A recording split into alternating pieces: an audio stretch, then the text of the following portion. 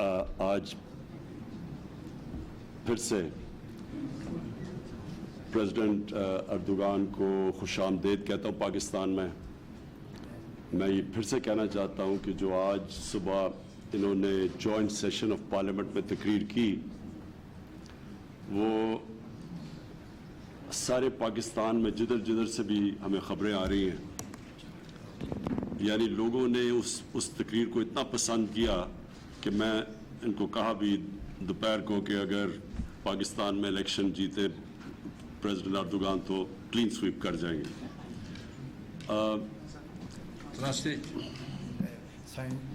Değerli Sayın Cumhurbaşkanı, ilk önce hoş geldiniz diliyorum.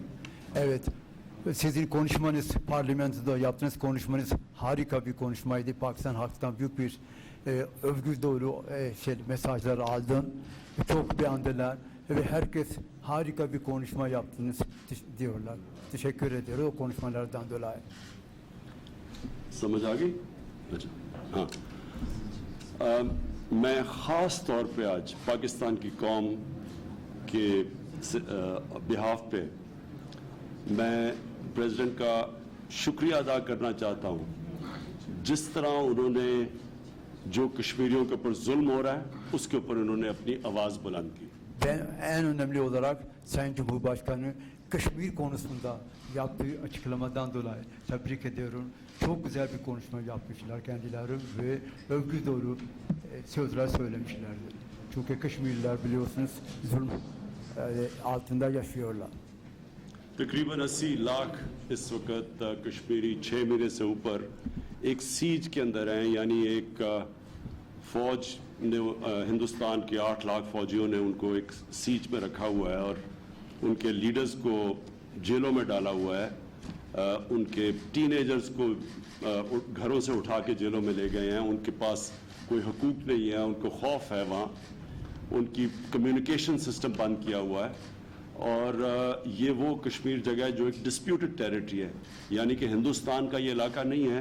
ये United Nations की रेजोल्यूशंस इसको एक डिस्प्यूटेड टेरिटरी पाकिस्तान और हिंदुस्तान के बीच में, जो कि कश्मीर के लोगों ने फैसला करना था, अपनी जो सेल्फ डिटर्मिनेशन कहते हैं उनका फैसला था, तो उसको वायलेट करके ये 6 महीने से ज़्यादा उनके सारे राइट्स ख़त्म करके उनको इस सीज में रखा हुआ है। तो मैं इसलिए हम आपका शुक्रिया अदा करते हैं। Biliyorsun 800 bin Keşmirliler şu anda açık hapishane yaşıyorlar ve zulüm altında. Biliyorsun o Keşmir bölgesi Birleşmiş Milletler kararlarına göre ne Hindistan'da ne Pakistan'da bir ortak bir bölgedir. Ama ona rağmen Hindistani askerler orada yer almaktadır ve devamlı onları baskı altında tutmaktadır. Ve siz Keşmirli hakkında söylediğiniz ifadelerden dolayı bir daha size teşekkür ediyoruz. और आज जो ये हमने strategic economic cooperation की जो ये MOU sign किए हैं, मैं ये समझता हूँ कि ये एक नया दौर आ रहा है पाकिस्तान और तुर्की की ट्रेड रिलेशनशिप में, तजारत में। और इंशाअल्लाह जो हमने अब टाइमलाइंस के ज़रिए ये जो कोऑपरेशन का फ़ैसला किया है, इंशाअल्लाह इससे दोनों मुल्कों को फ़ायदा होगा, लेकिन ख़ास तौर पे हमें फ़ायदा इसलिए होगा कि वो एरियाज़ हैं जो हम डेवलप करना चाहते हैं। Stratejik anlaşmalar biliyorsunuz yapmış oldunuz. Evet, o stratejik anlaşmalar zaten Pakistan-Türkiye arasında daha da ileriye götürecektir ve Pakistan ve Türkiye arasında ilişkiler daha da güçlendirir. Bu anlaşmalar daha önce hiç bahsetmemişiz, daha önce hiç şey yapmadık. Bu anlaşma o konularda yer almaktadır. और हमारा जो political stance है वो हम तुर्की को बैक करते हैं। जो इनको मसले दहशतगर्दी के आ रहे हैं इनके बॉर्डर से, सीरिया के बॉर्डर से, और जिस तरह वो हमारे साथ खड़े हुए हैं, सिर्फ कश्मीर पे नहीं, फैटफ के ऊपर इन्होंने हमारी सपोर्ट की है। और उसके अलावा जो भी स्ट्रेटेजिक इंटरनेशनल इश्यूज़ होते हैं उसमें पाकिस्तान और तुर्की इकट्ठा खड़ा होता है, तो उसका भी हम प्रेसिडेंट का ख़ास तौर पर शुक्रिया अदा करना चाहते हैं। Şu anda Suriye'de siz güç size olarak orada saldırılar yapılmaktadır ve bu konuda Pakistan daima Pakistan halk ve Pakistan hükümet olarak yanınızda yer almaktadır ve hep öyle olacaktır. Pakistanlılar Türkiye bu konuda her zaman yardımda bulunacaktır. Ne olursa olsun Pakistan her zaman yanınızdadır. और जो हमारी कॉपरेशन है वो इकोनॉमिक के अलावा पॉलिटिकल के अलावा जो हमने फैसला किया मीडिया पे कल्चरल इश्यूज टेलीविज़न कॉपरेशन वो इसलिए ज़रूरी है कि तुर्की में इनकी फिल्म इंडस्ट्री इनकी काफ़ी एडवांस कर चुकी है और हम ये चाहते हैं कि इनके साथ हम मिल के कॉन्टेंट डेवलप करें जो कि ये इस्लामोफोबिया जो इस वक्त एक बहुत बड़ा एक मुसलमानों के लिए और ख़ास तौर पर जो मगरब में मुसलमान रहते हैं उनके लिए अजाब बना हुआ है, तो इस कॉपरेशन में हम कम से कम इस्लाम की वो पिक्चर दुनिया को पेश करें और ये जो इस्लामोफोबिया में जिस तरह की चीज़ें मुसलमानों के ख़िलाफ़ उठाई जाती हैं उसके ख़िलाफ़ तो उधर भी हमने कॉपरेशन का फैसला किया. Kültür konusunda da zaten çok anlaşma yaptık. Biliyorsunuz Türk diziler Pakistan'da çok tutuluyor ve bu konusunda Türkiye İslamifobi olarak dizilerde yaparsa çok güzel olur ve bu konuda daha da biz bu konuda sizden yardım istiyoruz, beraber çalışmak istiyoruz, anlaşma olarak ve işbirliği yapmak istiyoruz ve bu konuda daha da iyi bir anlaşma yaparsa daha güzel olur. Evet, sayın. Çok çok teşekkür ediyorum. Bismillahirrahmanirrahim. Sayın Başbakan, aziz kardeşim, kıymetli heyet üyeleri, saygıdeğer basın mensupları, sizleri en kalbi duygularımla selamlıyorum. Mr. Prime Minister, my dear brother, distinguished members of the delegation, distinguished members of the press, I would like to salute you with my deepest regards.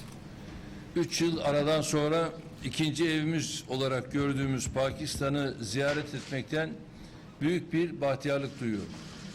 I have the great pleasure of visiting once again Pakistan, which we see as our second home after 3 years. Şahsıma ve heyetime gösterilen bu üstün misafirperverlikten dolayı en kalbi şükranlarımı ifade etmek istiyorum. I would like to thank, in the person of my brother Imran Khan, to all the Pakistani authorities for the superior hospitality they have extended to myself and to my delegation.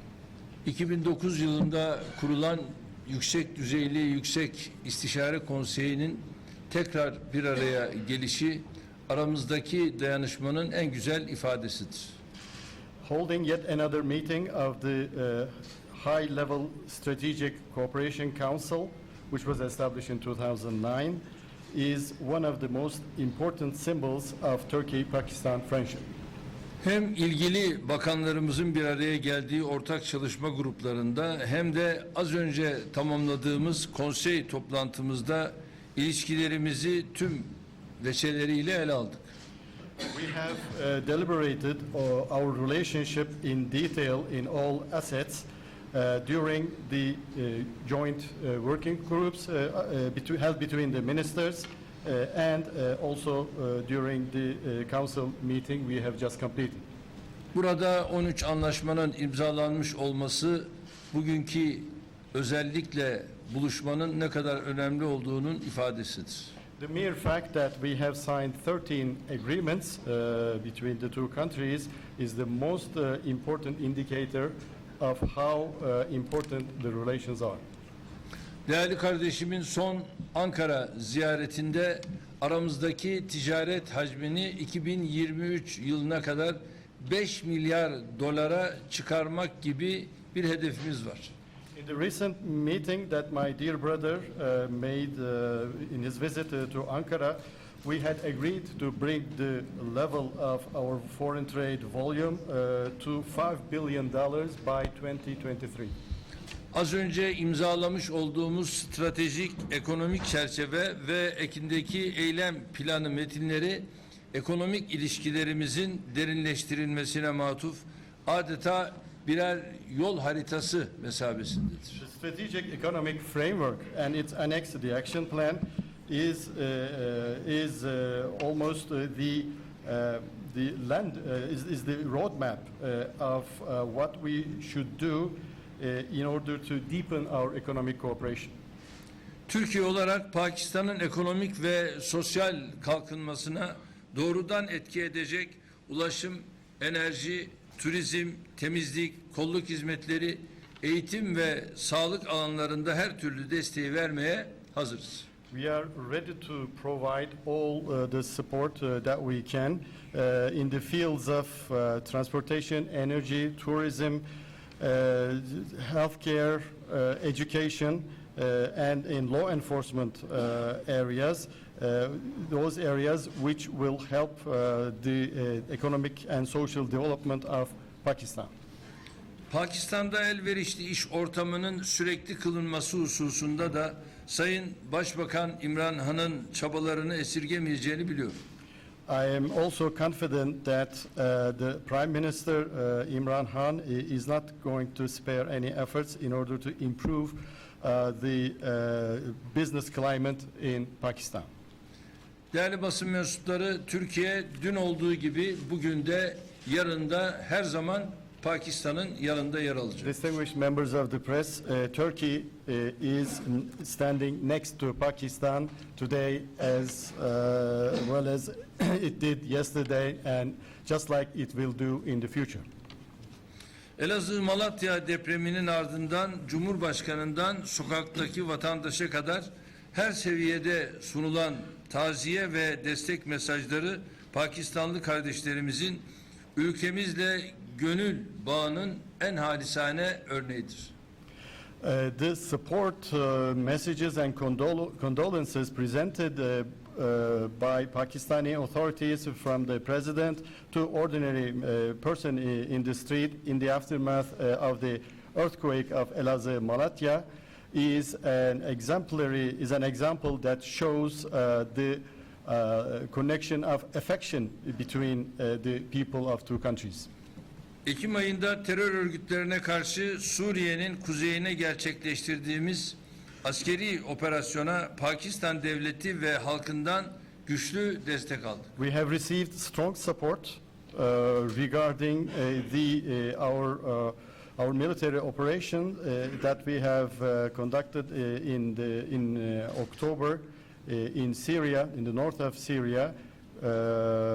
We have received strong support from the Pakistani state and the people. Pakistan'da FETÖ'ye ait okulların Türkiye Maarif Vakfı'na devredilmesi de aramızdaki dayanışmanın bir timsalidir. The fact that the schools belonging to FETÖ in Pakistan will be delivered, handed over to Turkish Maarif Foundation is yet another symbol of the solidarity. Bu vesileyle FETÖ terör örgütünün Pakistan'daki yapılanmasına karşı alınan tedbirler için İmran kardeşime bir kez daha teşekkür ediyorum. In this regard, I would like to thank once again to my brother Imran for taking the measures against the FETÖ terrorist organization structuring in Pakistan. Askeri ve savunma sanayi alanlarındaki ilişkilerimiz İnanıyorum ki Pakistan'la mevcut ikili ilişkilerimizde en önemli başlığı teşkil ediyor. Our cooperation within the fields of military and defense industry, I believe that these are the most dynamic fields of our bilateral relations. Ve ayrıca her ikisi de kardeşimiz olan Pakistan ve Afganistan'ın ilişkilerinin geliştirilmesi için gerekeni yapmaya hazır olduğumuzun bilinmesini isterim. And I would like everyone to know that we are ready to contribute in any way we can in order to develop good relations, enhance the relations between Pakistan and Afghanistan, which are both brotherly nations to us. Değerli katılımcılar, devletimiz ve milletimiz dün olduğu gibi bugün de büyük acılar yaşayan, muhtelif baskılara maruz kalan Keşmir halkıyla dayanışma içindedir. Distinguished members of the press, Turkey is in the deep solidarity with the people of Kashmir who for a very long time suffered oppression and all sorts of bad consequences. Eyaletteki durumun son dönemde atılan her türlü adımlara rağmen müşkül bir hal alması bizleri ciddi manada rahatsız etmektedir. We are very sorry and disturbed to see that the situation in this province is deteriorating because of those steps, unilateral steps that are taken by one party. Türkiye, Keşmir sorununun Pakistan ve Hindistan arasında diyalog yoluyla ilgili Birleşmiş Milletler kararları temelinde ve Keşmirli kardeşlerimizin beklentileri gözetilerek çözülmesinden yanıdır. Turkey is in favor of finding peaceful solution to the Kashmir issue through dialogue between Pakistan and Hindustan under the basis of United Nations decisions and considering the expectations of our Kashmirian brothers and sisters. Pakistan'ın terör ve bölgesel istikrara yönelik tehditlerle mücadeledeki büyük fedakarlıklarını takdir ettiğimizi bir kez daha dile getirmek isterim. I would like to repeat once again how we appreciate the fight against terrorism that Pakistan is undertaking and its efforts towards establishing regional stability. Aziz kardeşime ve heyetine misafirperverlikleri için imzaladığımız anlaşmaların hayırlara vesile olmasını Rabbimden niyaz ediyorum. Hepinizi sevgiyle selamlıyorum. I would like to thank very much my brother and his delegation for the hospitality they have extended to us, and I wish and pray that these agreements will provide useful results for our nations. Thank you. मैं प्रेसिडेंट का फिर से शुक्रगुजार हूँ और फिर से कि उनके आने से हम सबको खुशी इसलिए हुई कि कौम समझती है कि तुर्की एक ऐसा मुल्क है जो एक हम सदियों से तो थी, क्योंकि कुछ 600 साल तुर्कों ने तो हुकूमत की थी यहाँ हिंदुस्तान में, लेकिन जो खिलाफत मूवमेंट के बाद इस खत्ते से एक ख़ास तुर्की का और पाकिस्तान का कनेक्शन बन गया था. Türk geldiğin için Pakistan halk çok mutlu. Neden mutlu? Çünkü Pakistan Türkiye arasında ilişkiler ta 600 yıldan beri aynı şekilde devam etmektedir. Bu ilişkiler daha da güçlenmiştir. Ondan dolayı Pakistan halk çok mutlu. Siz geldiğiniz için burada bir kere daha size hoş geldiniz. Teşekkür ederim. और ख़ास तौर पे जब से सदर अर्दोगान जब prime minister थे, जब ये तुर्की के चीफ एग्जेक्टिव बने, तो तब से हमारे जो ताल्लुकात हैं वो बढ़ते गए हैं, आगे बढ़ते गए हैं. Siz iktidara geldiği günden beri Pakistan-Türkiye ilişkileri daha da o zamandan beri daha da güçlenmiştir. और अब जो इनके दौर में तुर्की में तरक्की हुई थी, उससे हम सीखना चाहते हैं, क्योंकि पाकिस्तान उधर ही खड़ा है जिधर तुर्की था जब प्राइम मिनिस्टर अर्दोगान तुर्की के बने थे prime minister. Sizin dönemde Türkiye çok ileri bir seviyeye gitmiş oldu. Ama şu anda Pakistan'ın da durumu aynı şekilde. Pakistan'da siz iktidara gelmeden önce Türkiye nasıl bir durumdaydı? Şimdi de Pakistan o durumda. Siz de o tecrübelerden faydalanmak istiyoruz. और जो एरियाज जिधर हमें ख़ास तौर पे पाकिस्तान बेनिफिट करेगा, नंबर 1 tourism. Evet, Pakistan faydalanmak istediği bölgeler, yani turizm ilk sırada.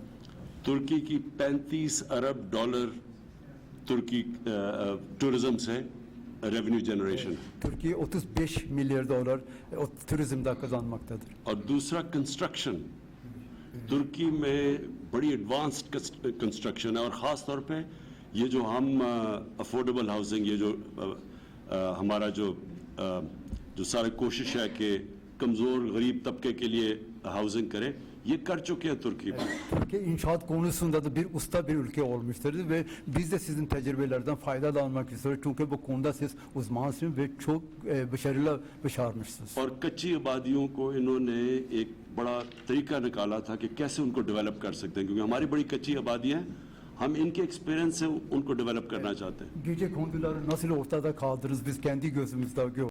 Evet, biz o tecrübelerden faydalanmak istiyoruz çünkü bizim Pakistan'da da çok gece konduları var. Onu ortadan biz de kaldırmak istiyoruz ama siz çok güzel bir şekilde ortadan kaldırdınız.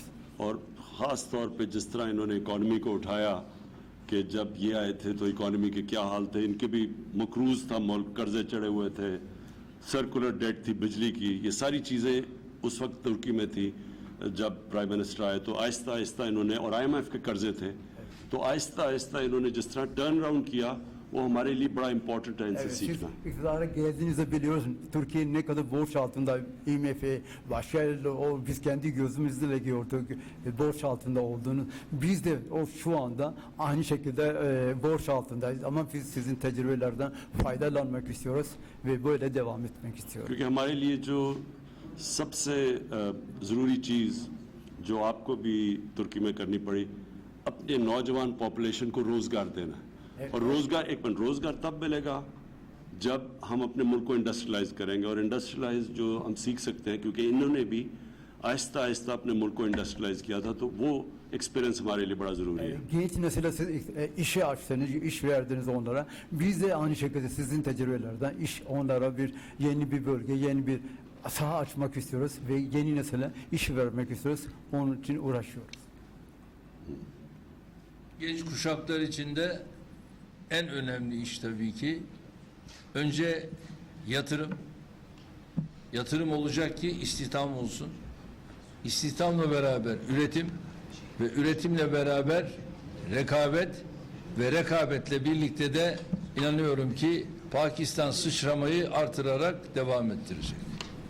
Well, the important thing for the young generation is investment, because investments through investments you will create jobs. With jobs you will make production.